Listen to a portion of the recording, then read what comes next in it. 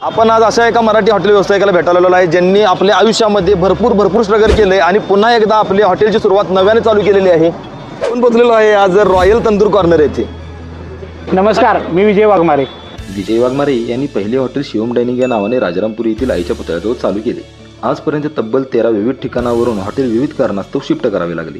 सर्वात मोठे आर्थिक नुकसान त्यांना 2021च्या पुरामध्ये झाले. पुन्हा नवीन उमेद घेऊन विजयरावांनी ध्यानचंद हॉकी स्टेडियम जवळ रॉयल तंदूर कॉर्नर म्हणून हॉटेल चालू केले आहे. चिकन दम बिर्याणी 120 रुपये, बटर चिकन थाळी 120 रुपये. इतकेच नाही तर चिकन लेग पीस थाळी 170 रुपये. इतक्या कमी किमतीत चविष्ट आणि रुचकर जेवण इथे मिळते. जेवण कसं वाटलं तुम्हाला? खूप मस्त, जबरदस्त क्वालिटी आहे. तुम्हाला कसं वाटलं? मस्त टेस्ट छान आहे. हो, शेवट रे. नाद खोळा जेवण आहे, रस्सा तरी एक नंबर.